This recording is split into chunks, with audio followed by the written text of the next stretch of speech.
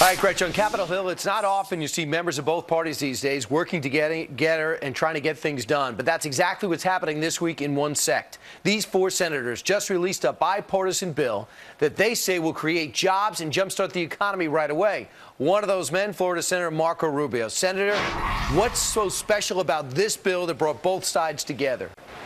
Well, there's nothing innovative in terms of, these are all ideas that come from job creators, it starts with the notion that most net new jobs are created by new businesses, and a business that's starting from scratch. So we want to make it easier for people to do that. And one of the impediments for being able to start a business is the way capital, money, access to investment money is treated. And so we would make changes to the tax code that would make it friendlier for people to start new businesses. And the other thing it looks at is attracting talent.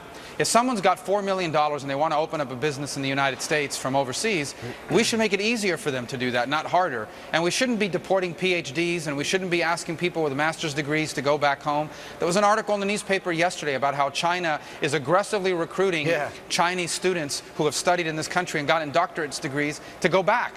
And we can't have that kind of reverse brain drain. So we modernized the legal immigration system and changed the way some of the visa programs work so that it works better for America and better for American jobs. Well, we'll see if that goes, and that is disturbing, and it's something that could be rectified quickly if both sides can get together. But it does touch on immigration and visas, which brings me to my next topic. I don't know if you had a chance to see the poll, but there is a poll out there, the polling between the Hispanic community, saying, hey, who would you vote for if the election was today? Would you vote for President Obama, or would you vote for Governor Romney? And it's pretty much overwhelming. As you saw the first screen, 61% said that they would go for President Obama. It seems as though the Republican Party, since George Bush got 40% when he first ran, has been losing the Hispanic vote. Why? Well, first of all, there's some historic factors in place. The reality is that there are communities in this country where there are Americans of Hispanic descent that have been Democrats for 20 or 30 years, or they live in communities that are largely Democratic, and if you're not part of the Democrat Party, well, you can't participate in politics there. So folks like that aren't going to change their party affiliation in one election. And number two, I think the president has been working on this, on the Hispanic community in some parts of this country for the better part of 6 to 8 years. So that would be the second issue. But I do think that there is a large and growing number of Americans of Hispanic descent that are deeply concerned about the future. They want to desperately accomplish their own dreams, and more importantly, they want to leave their children better off than themselves. I think this is a very typical American sentiment.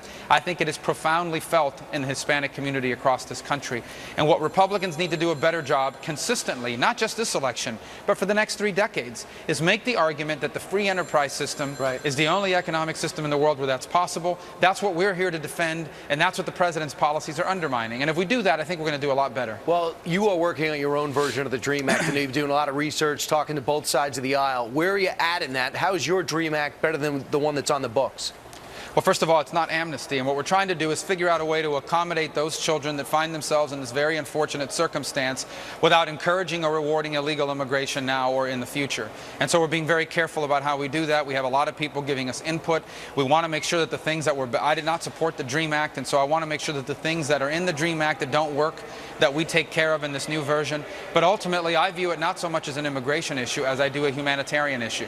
I mean, these are children that are in this country who have no documents through no fault of their own. We should figure out a way to accommodate them in a way that does not encourage or reward illegal immigration. I think that's something we can accomplish. I think that would be good for our country. And if, for example, I mean, it's basic speculation, because before we get inside the numbers, if Governor Romney doesn't do better with the Hispanic community, he can't win. Would you strongly encourage him to endorse your version of the DREAM Act before November?